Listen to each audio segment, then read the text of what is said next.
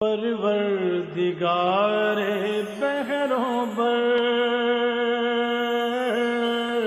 پروردگار بہروں بر۔ اعوذ باللہ من الشیطان الرجیم، بسم اللہ الرحمن الرحیم۔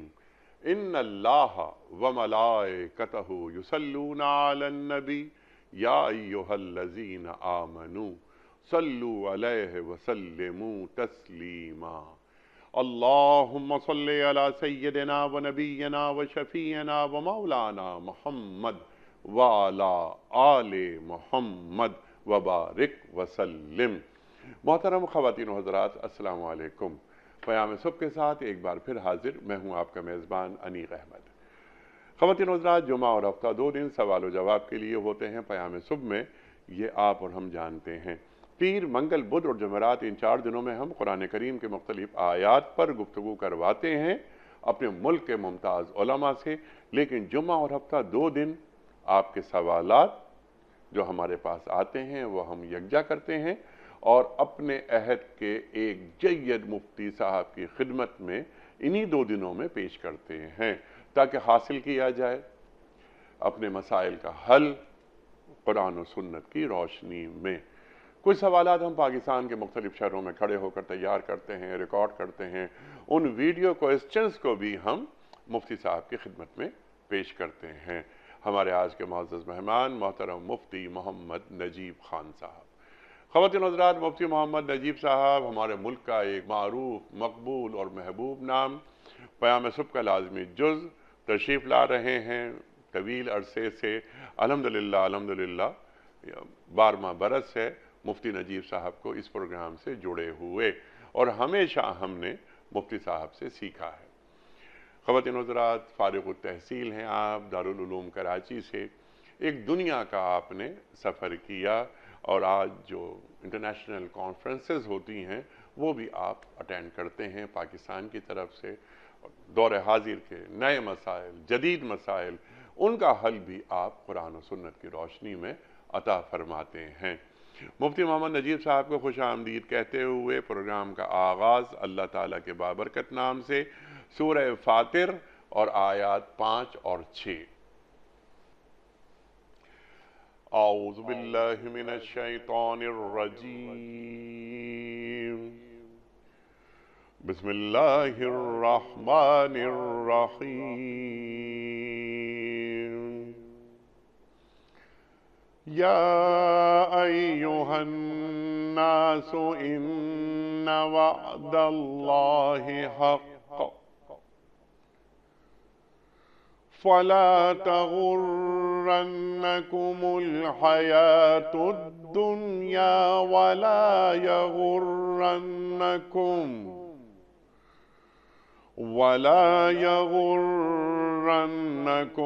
باللہ الغرور، ان الشیطان لکم عدو فاتخذوه عدوا انما يدعو حزبه ليكونوا من اصحاب السعیر۔ صدق اللہ العظیم۔ لوگو، اللہ کا وعدہ یقیناً برحق ہے، لہٰذا دنیا کی زندگی تمہیں دھوکے میں نہ ڈالے اور نہ وہ بڑا دھوکے باز تمہیں اللہ کے بارے میں دھوکہ دینے پائے۔ در حقیقت شیطان تمہارا دشمن ہے، اس لیے تم بھی اسے اپنا دشمن ہی سمجھو۔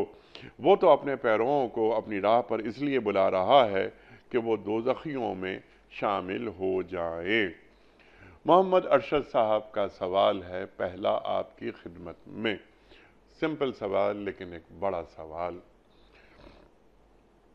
مفتی صاحب، تعزیت کے آداب کیا ہیں؟ بسم اللہ الرحمن الرحیم، نحمدہ و نصلی علی رسولہ الکریم۔ اچھا سوال ہے یہ، اور ہمارے یہاں اس اعتبار سے کچھ غلط فہمیاں بھی ہیں تو اس کا دور ہونا بھی ضروری ہے۔ تعزیت ایک مسنون عمل ہے اور ظاہر سی بات ہے اس کا مقصود اور مطلوب یہی ہے کہ مسلمان کے غم میں شریک ہونا، اس کو تسلی دینا، ٹھیک، اور اس کی تسلی کے لیے خود اگر موجود ہے تو خود وہاں پہ حاضر ہو، اور موجود نہیں ہے تو حضور پاک صلی اللہ علیہ وسلم سے تعزیت کا صلی خط اللہ لکھنا علیہ بھی وسلم۔ ثابت ہے کہ اس کا خط کے ذریعے تعزیت کی جائے۔ آج کل اس کا ٹیلی فون ہے اور چیزیں ہیں، اس کے ذریعے جو ہے وہ تعزیت کر لی جائے۔ لیکن تعزیت سے مطلوب کیا ہے؟ تعزیت اگر خود آدمی جا رہا ہے تو تعزیت کے 3 دن ہیں، 3 دن کے بعد تعزیت نہیں، تعزیت کے تو 3 دن ہے بنیاد، الا یہ کہ آپ سفر میں ہوں اور پھر آپ آئیں اور اس کے غم میں جانا چاہیں تو چلے جائیں، لیکن جو مسنون تعزیت ہے وہ 3 دن کی تعزیت ٹھیک ہے۔ اب آپ اس کے وہاں پر جائیں تو انا للہ و انا الیہ راجعون، اللہم اجرنا فی مصیبت واخلفنا خیرا منہا، یہ دعا پڑھ لیں، اور اس کو صبر کی تلقین کرنی ہے۔ ٹھیک، اور جب صبر کی آدمی تلقین کرے تو صبر کی تلقین ہی اس لیے کرنی ہے کہ اس موقع پہ جو مقصود اور مطلوب ہے وہ صبر اختیاری ہے جس پہ اجر ہے۔ غیر اختیاری تو صبر تو آ ہی جاتا ہے، کیونکہ ٹائم از اے ہیلر، وقت ایک اتنی بڑی ڈھارس ہے کہ وقت گزر جاتا ہے تو آدمی چیزوں کو بھول جاتا ہے۔ وہ خود اس موقع پہ جس وقت ناگواری آئی، وہ پریشانی آئی، وہ حادثہ پیش آیا، کوئی چھن گیا، تو اس موقع پر تسلی دینا، اس موقع پر تاکہ وہ صبر اختیاری کرے، جزا فضا سے بچے، اپنے صبر کو ضائع نہ کرے۔ صبر کو ضائع کرنے کا کیا مطلب؟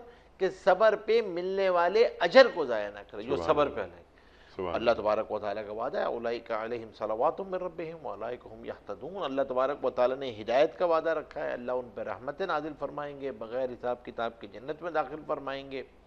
تو یہ جو صبر پہ وعدہ ہے یہ صبر اختیاری پہ ہے، اور اس موقع پہ کوئی جزا فضا نہ ہو۔ تو اب یہاں پر آپ نے جا کر جو اگر آپ بالکل پڑوس میں ہو، کوئی قریبے ہیں، تو بھائی اس موقع پر آدمی کوشش کرے کہ ہم کوشش کریں کہ اس کو وہ اپنے کھانے پینے میں اس وقت ان کا تو احساس نہیں ہوگا تو ان کے کھانے پینے کی فکر کرنا، اور کھانے پینے کے جو ہے وہ کوشش کرنا کہ بھائی وہ جو ہے وہ 3 دن تک جو ہے وہ آدمی ان تک کھانا ان کے بورچہ خانے میں جو ہے۔ لیکن اس کا مطلب یہ نہیں ہے کہ جس گھر میں میت ہوئی ہے اس گھر میں چولہا نہیں جل سکتا، ٹھیک، یہ بھائی یہ ضروری نہیں ہے۔ اگر کہیں کسی نے کر دیا ہے تو ٹھیک ہے، نہیں ہے تو گھر والے تو پکائیں گے کھانا۔ یہ ایک غلط رسم ہے کہ لوگ سمجھتے ہیں اس گھر میں چولہا ہی نہیں جلے گا، ایسا نہیں ہے۔ یہ تو دوسروں کے لیے حکم ہے، ان کے لیے حکم نہیں ہے، حکم دوسروں کے لیے ہے کہ تم ان کو اس غم کے اندر اس وقت اس مشقت میں مت ڈالو، ان کی غم کی تلافی کرو۔ سبحان اللہ۔ اور دوسری چیز یہ ہے کہ کیا تعزیت پہ جانے والا بیٹھ کے ان کے یہاں کھانا کھائے؟ تو اس کی اجازت نہیں ہے کہ ان کے اوپر بوجھ نہ بنے۔ ہاں آپ قریبی لوگ ہو، بالکل یہ صلہ رحمی کا معاملہ ہے، اس وقت ان کو برا لگے گا۔ سفر کر کے آیا ہے ایک آدمی تو مسافر کے لیے کھانے کا بندوبست ہوتا ہے، اس کے لیے سفر کے لیے ہو جائے، لیکن ایک ہی جگہ پہ رہتے ہیں، اب اس کے اوپر آپ یہ والا بھی بوجھ ڈال دیں تو تعزیت کے لیے گئے تھے اس پہ پھر یہ والا بوجھ ڈال دینا تو یہ صحیح نہیں ہے۔ دوسری ایک چیز یہ اس کے لحاظ بھی رکھنا چاہیے آج کل کے ماحول کے اندر کہ وقت بے وقت نہ پہنچے اس کے، ورنہ یعنی نوبت بعیجا رسید کہ وہ بیچارے جس کے گھر میت ہوتی ہے اس کو آرام کا موقع ہی نہیں ہوتا، بن بلائے آدمی کسی وقت میں نہ دیکھا نہ پوچھا۔ بہتر ہے کہ پوچھ کے جائیں کہ بھائی کوئی آرام کا وقت نہ ہو، ان لوگوں کا آرام کا وقت ہے تو کم از کم ان کو آرام کرنے دیں، ویسے ہی آدمی کی جو ہے وہ چیزیں ڈسٹرب ہو جاتی ہیں۔ تو ایک تو اس بات کا لحاظ رکھنا، اور پھر دوسری بات یہ ہے کہ وہاں پر جا کے میت کی خوبیوں کو بیان کرنا، سبحان اللہ، اور کوشش یہ کی جائے کہ بھائی وہاں پہ جزا فضا میں ان کا شریک نہ بن۔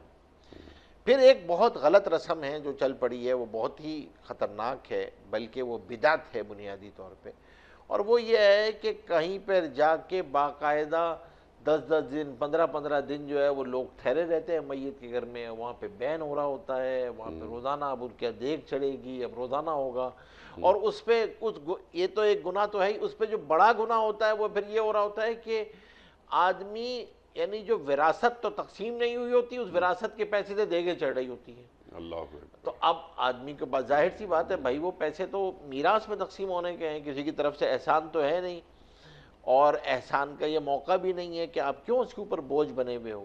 تو اس موقع پہ بین کرنا میت کو تکلیف دیتا ہے، اس موقع پہ بین نہیں. تو آدمی کوشش کرے کہ تعزیت کرنے کے لیے آیا ہے تو بھائی اللہ تبارک و تعالیٰ کی امانت تھی، اس کو یہ بتانا، اور اس موقع پہ اس کو یہی ترغیب دینا کہ یہی پڑھو. کیونکہ اس موقع پہ علماء نے لکھا ہے جب کسی کی اپنا کوئی جاتا ہے، اس غم کا سب سے بڑا وظیفہ ہی یہ ہے انا للہ و انا الیہ راجعون، اللہ اس سے قلب میں طمانینت نصیب فرماتے ہیں. ٹھیک. اب ایک اور اہم بات ہے، وہ اہم بات یہ ہے کہ اگر 3 دن گزر گئے، چلے گئے، اب ایک قریبی ہے جس کے گھر ہوئی ہے یہ آپ نے تو فرمایا کہ بھائی جب وہ عدت میں ہوں بیوہ اور آپ کی وہ محرم بھی ہیں تو بھائی آدمی اس وقت بھی جا کر پوچھتا رہے، کوئی ضرورت ہے، کوئی پریشانی ہے، کوئی بات ہے، کوئی چلا جائے خیر خبر لے لے، پوچھ لے، اور اس کی ترتیب بنائے کہ بھائی ان کی خیر خبر لیتے رہیں عدت کے دنوں میں. لیکن اب جب آپ جائیں گے تو اب ایک بہت بڑی بات یہ ہوتی ہے کہ آپ تو گئے تھے اس کے غم کو ہلکا کرنے کے لیے، اب آپ وہاں پہ جا کے پھر دوبارہ سے میت کا تذکرہ کریں گے، پھر دوبارہ سے اس کے غم کو تازہ کریں گے، پھر دوبارہ سے، اس کی اجازت نہیں ہے. اللہ یہ بہت ہی بنیادی ادب ہے تعزیت کا کہ اب تو آپ نے اس کے دل کو بہلانا ہے، اس کو واپس پریکٹیکل لائف میں لے کر آنا ہے، اس کو واپس عملی زندگی میں لے کر آنا ہے. حکم تو 3 دن کے بعد بھی عملی زندگی کا ہے کہ آپ 3 دن ہو گئے، اب آپ عملی زندگی میں آئیے، آگے چلیں. تو جانے والا تو یہ ریمائنڈر دے کر گیا کہ اب اپنی تیاری کریں. اس کے غم میں آدمی نے سب کچھ چھوڑ نہیں دینا ہے، زندگی میں آگے چلنا ہے. اور اب آپ جب گئے ہیں اس کے غم کو ہلکا کرنے کے لیے تو اب آپ نے دوبارہ میت کا تذکرہ نہیں، آ جائے بادل ناخواستہ تو بھی کوشش کریں کہ اپنے رخ کو پھیریں، گفتگو کو پھیریں، گفتگو کے اندر جان بوجھ کے قصداً ارادتاً اس میت کا تذکرہ لانا اور پھر اس پہ غم کا اظہار کرنا، پھر اس پہ رونا دھونا، اس کی اجازت نہیں ہے، اس کی اجازت نہیں ہے. ہاں اس کی خوبی بیان کرنی تھی، کوئی خوبی بیان کر دی، وہ آپ نے کر دی تو بس ٹھیک ہے الحمدللہ. اور پھر اس کے ساتھ ساتھ یہ کہ تعزیت پہ جانے والا اپنا دل صاف کر کے جائے، میت کو معاف کر کے جائے، اس کے لیے دعا کر کے جائے، اس کے لیے ایصال ثواب کرنا، یہ بھی جو ہے وہ جانے والے کے لیے جو ہے وہ ضروری ہے. اس موقع پہ اگر کوئی پڑھنے کا موقع ہو تو اس وقت پڑھ لے کم از کم، ورنہ کم از کم جو ہے وہ سورہ فاتحہ پڑھ کر جو ہے وہ اس کے لیے دعا کر دے اور دل سے اس کو معاف کرے. اگر تعلق والا ہے تو دل سے اس کو معاف کرے. اور ظاہر سی بات ہے اگر وہ قریبی ہے تو اس کے جنازے میں شرکت کرنا، اس کی اچھائی کو بیان کرنا، اس کی خوبیوں کو بیان کرنا، یہ اس میت کا حق ہے، یہ اس کا حق ہے. تو تعزیت کے اندر ان چیزوں کا لحاظ رکھنا بہت ضروری ہے کہ ہم کسی کے اوپر تکلیف نہ بنے، اس موقع پہ اس کے غم کو ہلکا کرنے کا سبب بنے، راحت پہنچانے کا سبب بنے، تکلیف کا سبب نہ بنے. کوشش یہ کرنی چاہیے کہ اس میں پڑوس سب سے آگے آئے، پڑوس والے اس بات کی فکر کر لیں، پڑوس والے اس بات کو سنبھال لیں، ان کے آنے والے مسافروں کو سنبھال لیں تاکہ گھر والوں کو جو ہے وہ اس وقت تکلیف نہ ہو. سبحان اللہ، سبحان اللہ. اور جیسا آپ نے فرمایا کہ سوگ کے حد سے حد 3 دن ہے. 3 دن ہے. ٹھیک ہے، یہ ہمارا دین ہمیں بتاتا ہے. بالکل ٹھیک ہے. اچھا، یہ مسلمانوں کے حوالے سے تعزیت کے آداب آپ نے بتا دیے ہمیں. اچھا، اگر ہمارا کوئی دوست، ایک ہمارا غیر مسلم دوست ہے، ہمارا مسیحی بھائی ہے، ہمارا کوئی ہندو بھائی ہے، تو اس کے یہاں تعزیت کے لیے ہم جا سکتے ہیں، تعزیت کر سکتے ہیں، اور کیا اس کی مغفرت کی دعا مانگ سکتے ہیں؟ نہیں، مغفرت کی دعا آپ اس کے سامنے جا کے نہیں مانگیں. مغفرت کی دعا تو ہے نہیں کافی کے لیے. آپ تو تعزیت کے لیے آپ جا سکتے ہیں. اچھا، ہاں آپ تعزیت کے لیے جائیں گے، اس کے غم کو ہلکا کرنے کے لیے جائیں گے، اس کے غم کو ہلکا کریں گے، اس کو جا کر کوئی آپ مدد کر سکتے ہیں تو اس کی مدد کے لیے اپنے آپ کو پیش کریں گے. لیکن یہ کہ اس کے لیے اس موقع پہ ہاتھ اٹھا کے دعا کرنا، یہ چیز تو ثابت نہیں ہے. حضور پاک صلی اللہ علیہ وسلم کو منع کر دیا گیا، حضور پاک صلی اللہ علیہ وسلم کو اجازت نہیں دی گئی، تو اس کی اجازت نہیں ہے. اس کی اجازت نہیں ہے. اچھا، ایک اور رسم ہمارے گھروں میں، ہمارے معاشروں میں ایک عجیب سی رائج ہو گئی ہے کہ صاحب اس سال ہم عید نہیں منائیں گے کیونکہ اس سال ہمارے ابا کا انتقال ہو گیا تھا. تو یہ بات کہاں سے آ گئی؟ اور پھر اس سال نہ ان کے نئے کپڑے بنتے ہیں، نہ عید کی جو ایک سیلیبریشنز ہوتی ہیں وہ بھی نہیں ہوتی، وہ کہہ رہے نہیں وہ اس سال ابا کا انتقال ہو گیا تھا یا اماں کا انتقال ہو گیا تھا، تو ہمارے پورے خاندان نے یہ طے کیا ہے کہ اس سال ہم عید نہیں منائیں گے۔ نہیں، یہ اس کا کوئی دین سے تعلق نہیں ہے، اور اگر خدا نہ خواستہ اسے کوئی دین سمجھے تو بدعت ہے، ورنہ تو یہ رسم ہے، اس کا کوئی دین سے تعلق جی بالکل بھائی آپ اپنی دیکھیں، آپ کو واپس عمومی زندگی کے اندر آنا ہے، ٹھیک جانے والے کے اوپر اللہ کی طرف کوئی کمپلین نہیں کرنی ہے، کوئی کمپلین نہیں، اس لیے تو یہ دعا ہے انا للہ و انا الیہ سبحان راجعون، اللہ سبحان یہ اللہ ایکنالجمنٹ ہے کہ اللہ ہم بھی راضی ہیں اس پر، ہم اس پہ راضی ہیں، یہ امانت تھی، آپ نے امانت لے لی، ہم اس پہ راضی ہیں، ہم نے بھی اسی طریقے سے واپس لوٹ کے جانا ہے۔ اپنی عمومی زندگی کے اندر آپ کو کہیں نظر نہیں آئے گا کہ حضور پاک صلی اللہ علیہ وسلم کی حیات طیبہ میں یا صحابہ کرام رضی اللہ تعالی اجمعین کی حیات طیبہ میں کوئی اس طرح سوگ کے سال گزرے ہوں، ایسی کوئی چیز گزری، کوئی نہیں ایسا، کبھی ایسا نہیں کبھی ایسا نہیں ہوا ہے۔ مطلب ظاہر سی بات ہے مسلمان کے لیے تو یہ بالکل بھی نہیں ہے، کیونکہ مسلمان کے لیے تو آخرت ایک اگلا سفر ہے کہ وہ اگلی منزل ہے جس پہ وہ چلا گیا ہے، جانے والا آپ کو ریمائنڈر دے کے چلا گیا ہے کہ بھائی آپ نے بھی اسی طریقے سے اس منزل پہ آ کر مل جانا ہے، اب آپ پہلے جانے والے تھے، ہم آپ کے بعد آنے والے ہیں، یہی اس لیے قبرستان کی دعا میں یہی سکھایا گیا جاتے ہوئے کہ بھائی آپ جو ہے نا، ہم تو لاحق ہیں، ہم آپ سے ملنے والے ہیں اسی طریقے سے۔ تو مسلمان تو یہ یقین رکھتا ہے کہ آگے آنے والی ایک زندگی ہے، آگے اپنے منتقل ہونا ہے، یہ ایک سفر ہے اور یہ ایک راہ گزر ہے، اس راہ گزر سے آپ نے اگلے راہ گزر پہ جانا ہے جسے برزخ کہتے ہیں۔ تو یہ بات کرنا کہ اس پہ سوگ اور اس پہ چیزیں، یہ کوئی مناسب نہیں ہے، یہ کوئی چیز نہیں ہے۔ ہاں اس موقع پہ آپ مزید صدقہ کریں، ان کے لیے ایصال ثواب کریں، ہاں یہ صحیح ہے، آپ ایصال ثواب کریں، دعائیں کریں، یہ جانے والے کا حق ہے کہ اس کے لیے دعا کرنا، اس کے لیے ایصال ثواب کرنا، مالی ایصال ثواب، عبادات کے لحاظ سے ایصال ثواب، وہ اس کا حق ہے۔ جی، اور یہ 2 دن عید کے دن یہ اللہ اور اللہ کے رسول صلی اللہ علیہ وآلہ وسلم نے فرمایا ہے کہ ان 2 دنوں میں خوشیاں مناؤ۔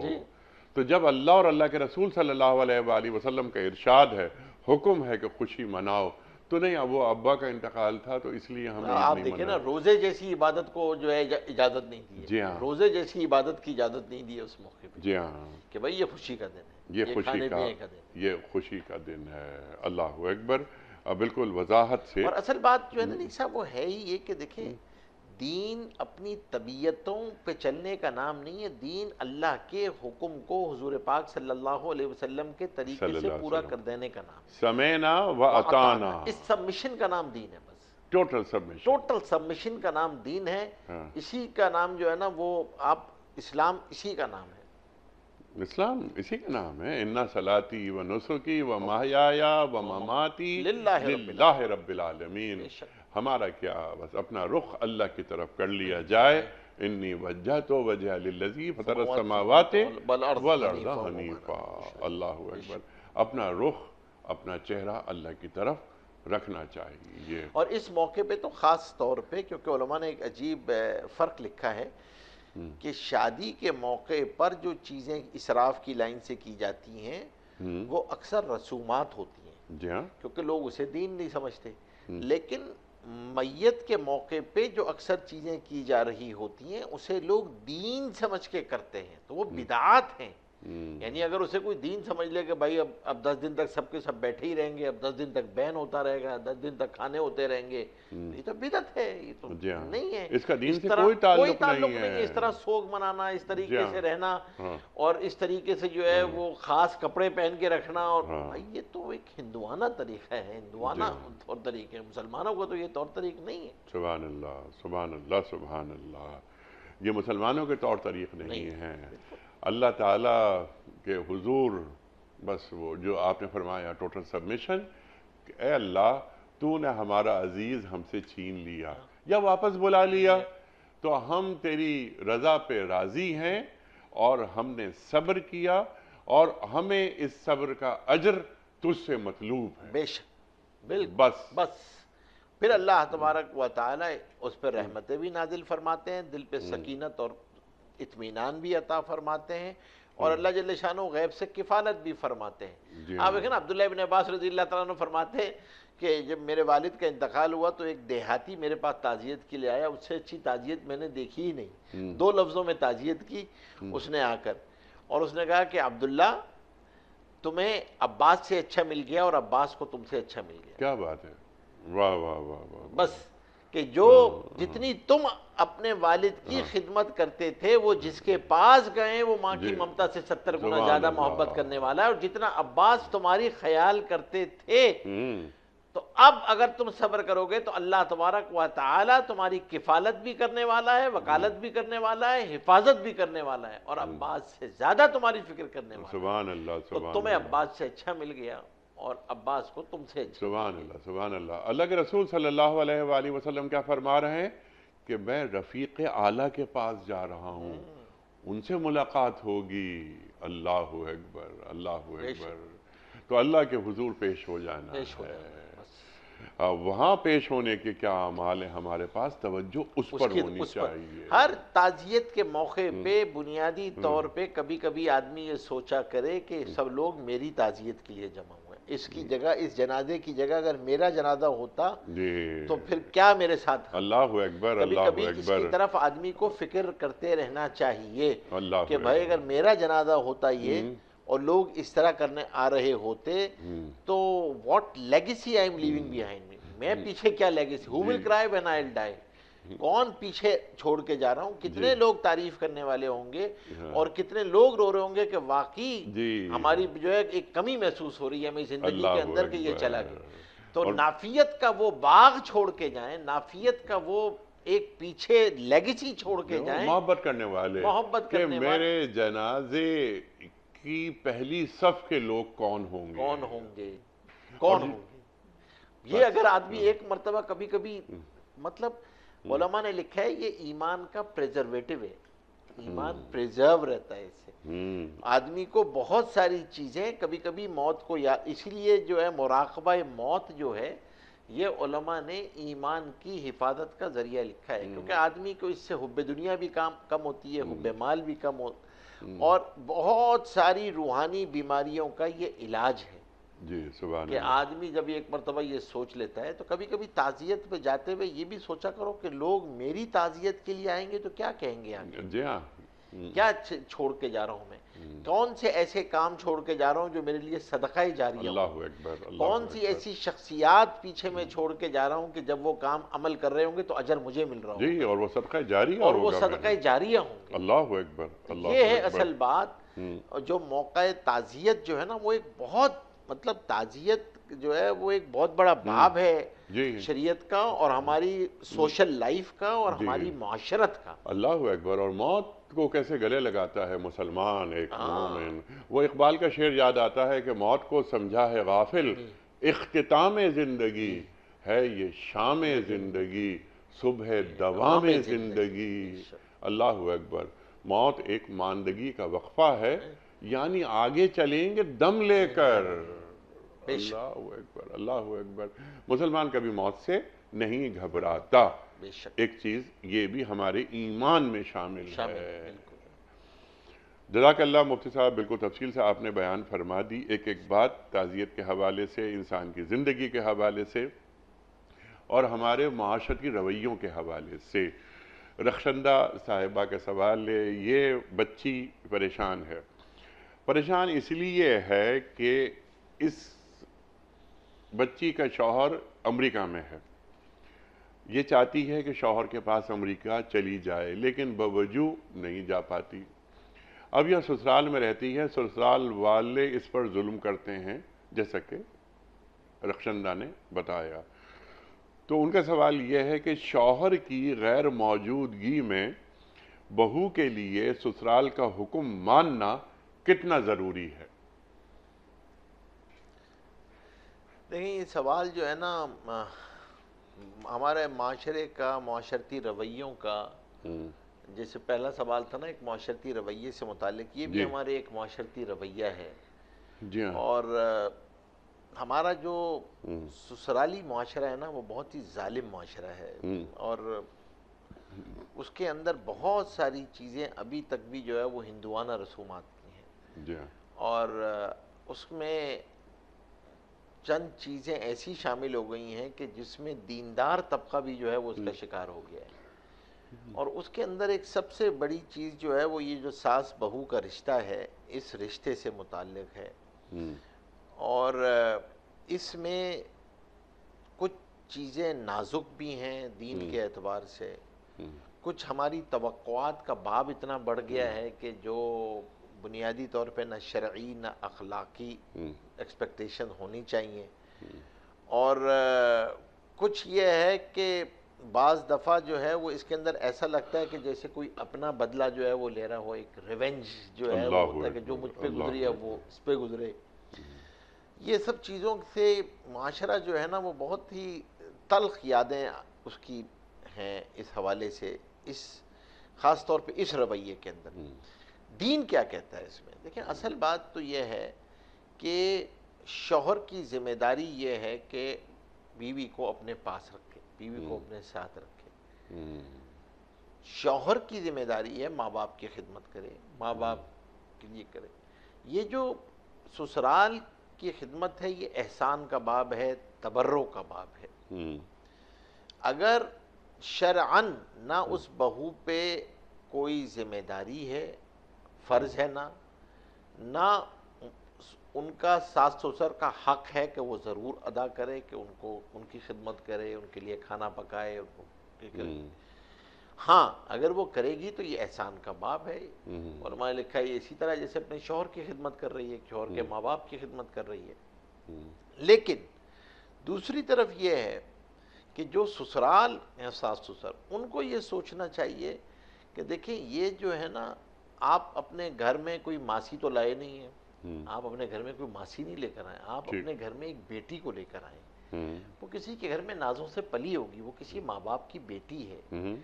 تو اگر آپ کی وہ خدمت کر دے گی تو یہ اس کا تبرع ہے، اس کا احسان ہے، آپ کا شکر مند ہونا چاہیے، اور یعنی حق کو احسان سے تبدیل کرنا چاہیے بجائے اس کے کہ آپ دوسری طرف یہ ہے کہ آپ اپنی حاکمیت نہ جتلائیں اس پہ۔ اب اگر آپ محکومیت کے مزاج میں رہیں گے تو آسان ہے کہ حاکمیت کے مزاج میں پھڈے ہوں گے۔ تیسری چیز یہ ہے کہ اس جگہ پہ یہ جو گھریلو رشتے ہیں نا، میاں بیوی کے رشتے، ساس سسر کے رشتے، ایک بار ان جگہوں پہ عدل نہیں چلتا ہے۔ ان جگہوں پہ عدل سے جو ہے نا معاشرہ قائم کرنا مشکل ہوتا ہے، بیکاز آدمی کے بس میں نہیں ہے۔ یہ جو ہے نا جھکتا تولے آدمی، احسان کا باب ہے، درگزر کا باب ہے، معافی کا باب ہے۔ بڑے کو بڑا بن کے چلنا چاہیے، اصل بات یہ ہے بڑے کو بڑا بن کے چلنا چاہیے، اور بڑا جو ہے وہ ساس سسر ہے۔ سبحان اللہ۔ اگر وہ بڑے پن کا مظاہرہ نہیں کرتے ہیں اور وہ چھوٹے پن کا مظاہرہ کرتے ہیں تو پھر اس سے گھر اجڑ جاتے ہیں، گھر ٹوٹ جاتے ہیں۔ اور ظاہر سی بات ہے پھر یہ کہ اب جو نئی آنے والی نسل ہے، وہ بچیاں جو ہیں وہ ڈیفرنٹ ہیں۔ اب جو جس معاشرے میں پلی بڑھی ہیں ہماری بچیاں، اور جس تعلیم و ہم نے ایجوکیشن سسٹم سے ان کو نکالا ہے، گزارا ہے، اس کے اندر وہ کسی ناحق بات کے آگے وہ جھکتی نہیں ہے، تو وہ آرگومنٹ بھی کرتی ہیں، تو آپ ناحق چیز تو ان سے کہہ نہیں سکتے۔ تو آپ کو اس لیے بہتر ہے کہ آپ جو ہیں وہ کوشش یہ کریں کہ بھائی آپ شکر کے اینڈ پہ رہیں، احسان کے اینڈ پہ رہیں۔ وہ کر دے تو بہت اچھی بات ہے، نہیں تو اس کی ذمہ داری نہیں تھی۔ تو آپ کو کمپلین نہیں کرنی چاہیے، غیبت نہیں کرنی چاہیے۔ اس جگہ پہ نفرتیں پیدا ہوتی ہیں غیبت سے، یہ یاد رکھیے۔ یہ ہو نہیں سکتا کہ آپ کسی کی غیبت کریں اور اس کی نفرت آپ کے دل میں نہ آئے۔ بہت اہم۔ پھر دوسری چیز ہوتی ہے کہ آپ اس کی باتوں کو حقارت انگیز انداز میں دوسروں کے پاس نقل کرتے ہیں، یا اس کو بھی آپ اصلاح بصورت حقارت کرتے ہیں، یا ڈیگریڈ بصورت اصلاح کرتے ہیں۔ دونوں صورتیں ہوتی ہیں۔ ٹھیک۔ اچھا، جب آپ کسی کی اصلاح حقیر ڈیگریڈ کرنے کے لیے کریں گے تو اصلاح نہیں ہوگی، نفرت پیدا ہوگی۔ وہ استاد شاگرد کی کرے، ساس بہو کی کرے، یا شوہر بیوی کی کرے، اس میں کبھی بھی اصلاح نہیں۔ اصلاح کی تو بنیادی انگریڈینٹ ہی خیر خواہی ہے۔ ٹھیک۔ پھر اگلی بات یہ ہے کہ دعا کرنی چاہیے۔ بہو کو یہ سمجھنا چاہیے کہ یہ میں احسان کر رہی ہوں۔ کوئی اگر اعتراض کرتا ہے، کوئی کمپلین کرتا ہے تو یہ اس کا اور اللہ کا معاملہ ہے۔ اللہ اچھا مفتی صاحب ذرا احسان کو کھول لیجئے، یہ اردو والا احسان نہیں ہے۔ نہیں، ہاں، ان اللہ یامر بالعدل والاحسان۔ دیکھیں وہ احسان جو ہے نا وہ ہے چیز کو احسن طریقے سے ادا کر دینا، یعنی احسان نام ہے ایکسیلنس کا. ایکسیلنس کا. آپ سبحان کسی اللہ. چیز کو ایکسیلنس لیول پہ لے کے جائیں.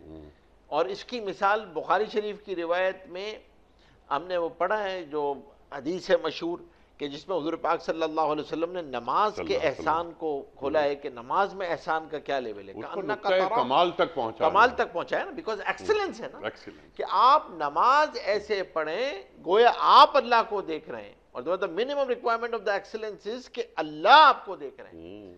لیکن یہ جو احسان ہے یہ صرف اور صرف یہ جو کانشسنس ہے یہ صرف یہاں پہ مطلوب نہیں ہے، یہ 24 گھنٹے کی زندگی میں مطلوب ہے. تو اگر وہ سانس یہ سمجھ رہی ہے کہ اللہ مجھے دیکھ رہے ہیں اور میری اس گفتار بدنی پہ، یہ جو باڈی لینگویج ہے، یا میرے الفاظ پہ، یا میری اس الفاظ کی کاٹ پہ، یا اس پہ اللہ تبارک و تعالیٰ کی میری پکڑ ہوگی، جی ہاں. خود ہی رہے گی. بہو اگر یہ سمجھ رہی ہے کہ ان الفاظ پہ، ان چیزوں پہ، اس رویے پہ پکڑ ہوگی تو ظاہر سی بات ہے. اب یہ جو چیزیں ہیں جب آدمی اس کا اہتمام کرتا ہے، کلیئرٹی کرتا ہے، تو پھر چیزیں واضح ہو جاتی ہیں. اور پھر آپ ایک ڈویل سسٹم کو نہ چلائیں. دیکھیں کہ بیٹی کے لیے پیمانے کچھ اور ہیں، بہو کے لیے ظاہر سی بات ہے. آپ کوشش کریں اللہ اکبر. کہ جس طریقے سے آپ اپنی بیٹی کو رکھتے ہیں اسی طریقے سے آپ رکھتے ہیں. یہ ایمپیتھی لیول آتا ہے تو محبتیں آتی ہیں. دیکھیے انیس صاحب، میاں بیوی کا رشتہ ہو یا آدمی کی ریلیشن شپس کے اندر، محبت جو ہے نا، لو ود ایکشن، یہ بنیادی طور پہ اس کے انگریڈینٹ جو ہے نا وہ care, respect, trust is equal to love. اگر شوہر کیئر نہیں کر سکتا، یعنی کیئرنگ کا کیا مطلب ہے؟ شوہر کیئرنگ ہونا چاہیے. بیکاز جو ہسبینڈ ہوتا ہے نا وہ شیلڈ ہوتا ہے اس خاتون کے لیے، اس عورت کے لیے، کیونکہ اس نے 3 لفظوں پہ اس عورت نے سب کچھ قربان کر دیا ہوتا ہے. 3 لفظوں پہ اس نے قربان کر دیا ہوتا ہے اپنا سب کچھ، اپنا گھر چھوڑ دیا ہوتا ہے، اپنے ماں باپ کو چھوڑ دیا ہوتا ہے، اور ایک کے آگے بالکل جھک جاتی ہے وہ.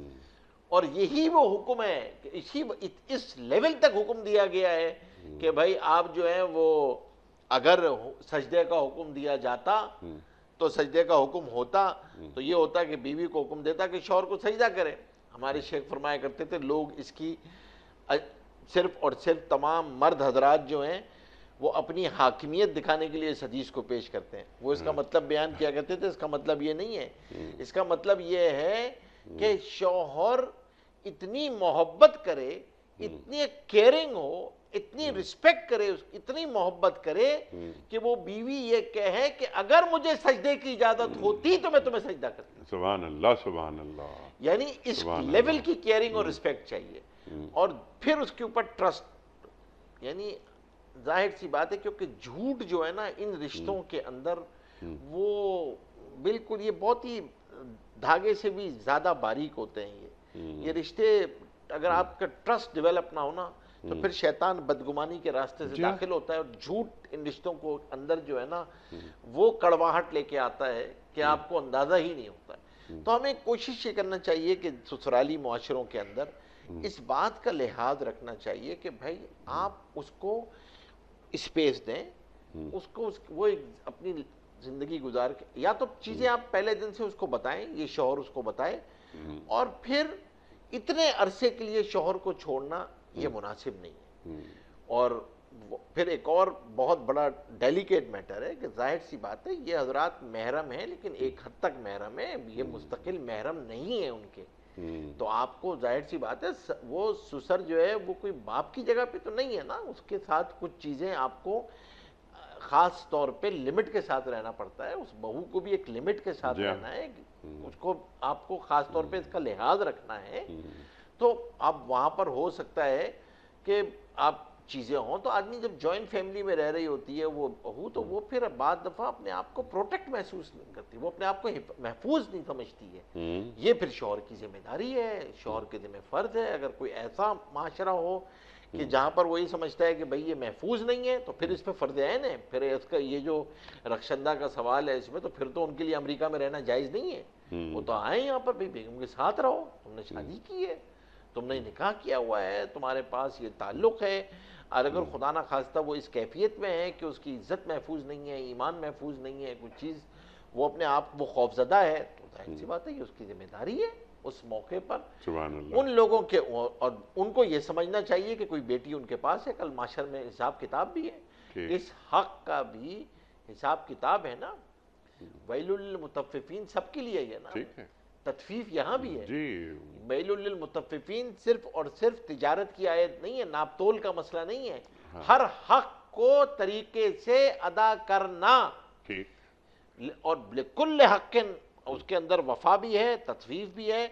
اس حق جو آپ کو سسر کا ہے اور اس کی جو ذمہ داریاں ہیں، اس ذمہ داریوں کو طریقے سے ادا کرنا، بہو کے بھی ذمہ داریاں کہیں بھی ڈنڈی نہ ماری جائے، بلکہ یہ معاملہ عدل سے آگے احسان تک پہنچایا جائے، ایکسلنس تک پہنچایا جائے، اس کو لیول کو ایکسلنس تک پہنچایا جائے، اور کوشش یہ کی جائے کہ اس کے اندر بدگمانیاں پیدا نہ ہوں، جھوٹ پیدا نہ ہو، اور چیزوں کو جو ہے وہ ایک دوسرے کے لیے دعائیں بھی ہوں. اور سبحان اللہ. آخری بات یہی کہ اس کو ساس اگر حاکمیت سے محکومیت پہ ٹرانسفر ہو جائے اور حق سے شاکرانہ رویے پہ ہو جائے کہ ہاں بھائی اس نے جو احسان ہے اس کا، ہماری خدمت کی ہے اس نے، اس کے ذمہ فرض نہیں تھا، اس کا کوئی حق نہیں تھا ہمارا، لیکن اب اس نے کر دیا ہے تو اس کے لیے دعا گو ہیں ہم، تو پھر انشاءاللہ اس سے محبتیں بڑھتی ہیں اور وہ آپ کو بیٹی جیسی راحت بہو سے محسوس ہونے لگتی. بہت اچھا. سبحان اللہ. سبحان زاویہ نگاہ بدلنے کا نام، بنیادی طور پہ اپنے زاویہ نگاہ کو تبدیل کرنا ہے، ٹھیک ہے. تو پھر اللہ تبارک و تعالیٰ اس کی برکت سے محبتیں بھی پیدا فرماتا ہے. سبحان اللہ. سبحان اللہ. وہ زاویہ نگاہ بدلتا ہے تو انسانی رویے تبدیل ہو جاتے ہیں، ہیں. اور بہت ہی آسانی کے ساتھ وہ ڈھیلا ڈھالا نظام ایسا ہو کہ کوئی جبر نہ ہو زندگی گزارنا. بالکل. مفتی صاحب سوالات بہت زیادہ ہیں، لیکن میں چاہتا ہوں کچھ ویڈیو کوئسچنز رکھوں آپ کی خدمت میں. مفتی صاحب کی خدمت میں پہلا سوال. السلام علیکم مفتی صاحب، میرا سوال یہ ہے کہ جو لوگ زمین پر فساد پھیلاتے ہیں ان کی آخرت میں کیا سزا ہے؟ اللہ اکبر. اللہ اکبر. ارشاد فرمائیے. دیکھیں اصل بات تو یہ ہے کہ زمین پر فساد کئی طریقے سے ہوتا ہے. اللہ تبارک و تعالیٰ نے ان پہ لعنت فرمائی ہے، اللہ کی رحمت سے دور ہیں وہ، اور فساد کی کئی شکلیں ہیں جو فساد پھیلانے والے ہیں. ایک تو ظاہری فساد جس کو ہم اردو میں کہتے ہیں فساد کے معنی میں، اور ایک پھر دوسری بات یہ ہے کہ فساد کہ اللہ تبارک و تعالیٰ کے حکم کے آگے جو ہے وہ نافرمانی کو جو ہے وہ پروموٹ کرنا، نافرمانی کو جو ہے وہ پھیلانا، بے حیائی کو پھیلانا، سود کو پھیلانا، اور اسی طریقے سے جو ہے وہ جو حرام کاریوں کے مختلف طرق ہیں، مختلف چیزیں ہیں، ان کو پھیلانا، شراب ہے، یہ سب چیزیں.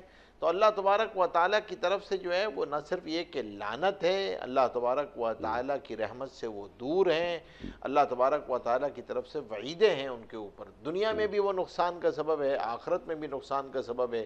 دنیا میں ایمان بعض دفعہ چلا جاتا ہے، جب آدمی اس لیول پہ پہنچ جاتا ہے وہ ایمان چھن جانے کا سبب ہے، اور آخرت کا نقصان تو ہے ہی بہت بڑا نقصان، کیونکہ آدمی خدا نخواستہ یہ فساد پھیلانے والے بعض دفعہ جو ہے وہ ایسے کاموں کے مرتکب ہو جاتے ہیں کہ جس پہ اللہ تبارک و تعالیٰ نے سخت وعیدیں رکھی ہوئی ہیں، اس سے ایمان سلب ہونے کا خطرہ ہوتا ہے.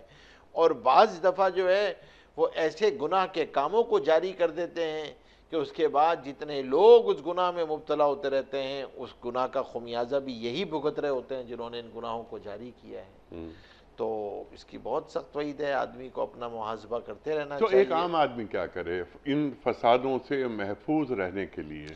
ان فسادوں سے محفوظ رہنے کے لیے سب سے اہم بات تو یہ ہے کہ آدمی اپنی صحبت پہ نگاہ کرتا رہے، کن لوگوں کے ساتھ اٹھتا بیٹھتا ہے. اپنے آپ کو خاص طور پہ دیکھیں حنیف صاحب، جس طرح کا زمانہ ہے یہ، اور جتنا فتنے اور فساد کا زمانہ ہے، اس زمانے میں سب سے امپورٹنٹ چیز ہے کہ جن لوگوں کے ساتھ میرا اٹھنا بیٹھنا ہے وہ کیسے لوگ ہیں.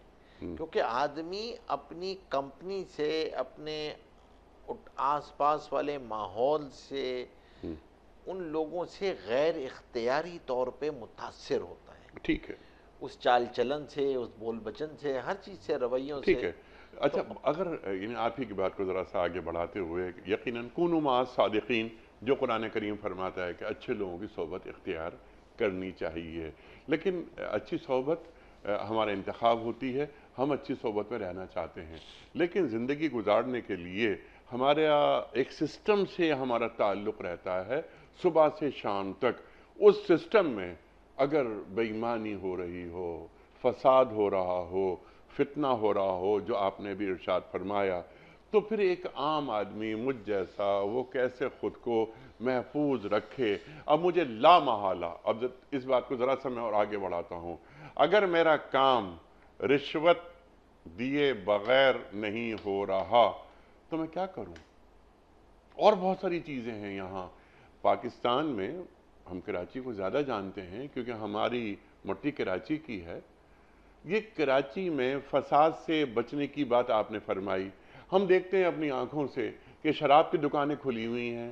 ہمارے خاص طور پہ بچے بچیاں کالج یونیورسٹی کے، ہم باہر بیٹھ کے دیکھتے ہیں وہ جاتے ہیں شراب لیتے ہیں چلے جاتے ہیں. تو یہ فساد فی الارض ہو گیا. تو ایسے میں قوت نافذہ تو نہیں ہے نا ہمارے پاس. ہم کیا کریں؟ ایک عام آدمی کیا کرے؟ دیکھیں، ایک تو حکم ہے جو حدیث میں آتا ہے، من را منکم منکرا فلیغیرہ بیدہ ٹھیک. فإن لم یستطع فبلسانہ فإن لم یستطع فبقلبہ وذلک اضعف الایمان. ٹھیک. کہ حضور پاک صلی اللہ علیہ وسلم نے تغییر منکر کے سٹیجز بتائیں کہ اگر کوئی برائی تمہارے سامنے ہو تو اس کو نیکی میں کیسے تبدیل کرو. اگر تمہارے پاس قوت نافذہ ہے، ہاتھ سے روک سکتے ہو، ٹھیک. تم ایسی جگہ پر ہو، محلے والے ہیں، محلے والے اس کو روک سکتے ہیں، تو محلے والے روکیں جمع ہو کے. آپ جمع کرو. کسی جگہ پہ نافرمانی ہو رہی ہو، کوئی گھر ہے، کوئی جگہیں ہیں اور آپ کے محلے کے اندر ہیں، تو بھائی جمع ہو کے اس کو آپ بند کراؤ. کوئی بے حیائی کی چیز ہو رہی ہے. اور اگر نہیں کر سکتے تو بھائی آدمی زبان سے کر سکتا ہے تو زبان سے اس کو منع کرے، زبان سے روکے. اس کو نہیں ہو سکتا تو کم از کم دل سے اس کو برا سمجھے اور دعا کرے کہ یا اللہ مجھے اس سے محفوظ رکھیو. اور الحمدللہ الذی عافانی مما ابتلاک بہ وفضلنی علی کثیر ممن خلق تفضیلا. کہ اس پریشانی، اس بیماری، اس فساد میں جو ان کو مبتلا کیا، اللہ مجھے محفوظ رکھیو اس سے. لیکن اس کے ساتھ ساتھ یہ ہے کہ کسی ایسی کوشش میں ضرور دیکھیں، اس کے سب سے اہم چیز یہ ہے فساد سے بچنے کے لیے آدمی دعوت دیتا ہے. دیکھیں داعی جو ہوتا ہے نا، اس کے ساتھ اللہ کی مدد ہوتی ہے. اذان دینے والا سے جو ہے نا شیطان دور بھاگتا ہے جہاں تک اذان کی آواز جاتی ہے نا. تو آپ جب دعوت دینے والے ہوتے ہیں نا تو آپ پروٹیکٹنگ شیلڈ میں آ جاتے ہیں. ٹھیک ہے. تو کوشش یہ کرے کہ آدمی اپنے آپ کو کسی ایسی محنت میں ضرور لگائے کہ یہ جو منکرات کے خلاف دعوت ہے اس میں اپنے آپ کو کم از کم گھر سے شروع کرے. اپنی اولاد کے سامنے بیٹھ کے اس کا تذکرہ کہ بھئی یہ غلط چیزیں ہیں، اس سے بچنا ہے، اس ماحول سے بچنا ہے، ان چیزوں سے بچنا ہے، ایسے دوستوں سے بچنا ہے، ایسی چیزوں سے بچنا ہے. اور پھر اس کے ساتھ ساتھ خود بھی جس جگہ پر بھی ہے جتنا بچ سکتا ہے. ہاں آپ کا حق پھنس جائے. آپ نے بھی ایک مثال دی کہ بعض جگہوں پہ ہمارے اللہ معاف کرے آپ کا حق ہوتا ہے، آپ کی ڈاکومنٹ ہے تیار رکھی ہوئی ہے، اس کے پاس رکھی ہوئی ہے. آپ نے جو حکومت کا خرچہ تھا، اسٹیمپ لگنا تھا، وہ اسٹیمپ اس پہ لگ چکا ہے، سب کچھ ہو چکا ہے. اب بھی وہ نہیں دے رہا ہے اور وہ کہہ رہا ہے کہ نہیں جی وہ تو آپ جو ہے وہ کوئی خرچہ پانی دیں گے یہ ہوگا. تو بھائی اگر آپ اس کی کمپلین کر سکتے ہیں تو آپ اس کی کمپلین کریں. نہیں تو کم از کم یہ کہ آپ کا کیونکہ حق ہے تو شریعت نے آپ کو یہاں پر اس کی حق کی وصولی کے لیے اجازت دی ہے. تو آدمی کم از کم اس گناہ میں نہیں آئے گا جو رشوت کا گناہ ہے. ہاں دل سے استغفار ضرور کرے کہ ایک چیز تو ہوئی ہے. ٹھیک ہے. اے اللہ بڑا جبر تھا مجھ پر، یہ سسٹم ہی ایسا ہو گیا ہے، میں جائز کام کروا رہا ہوں، میں اس سے کوئی ایلیگل کام نہیں ہو رہا، رشوت دینی پڑ رہی ہے، میں مجبور ہوں اس لیے دے رہا ہوں. تو دل میں ایک اکراہ پائی جائے. اور اس میں کوئی میں منافع یا کوئی ایک غیر قانونی کوئی فائدہ مجھے نہیں ہو رہا. میں صرف یہ کہ اس سے اس نقصان کو یا اس سے تکلیف کو دور کرنے کے لیے یہ رشوت میں نے دی ہے. تو یہ جائز ہے؟ یہاں تک تو جائز ہے. یہ کمزور آدمی تو اس کے علاوہ نہیں کر سکتا. لیکن اگر کوئی ایسا آدمی ہے جو اس کی اصلاح بھی کر سکتا ہے تو اس کے لیے پھر یہ جائز نہیں، وہ اصلاح کی کوشش کرے.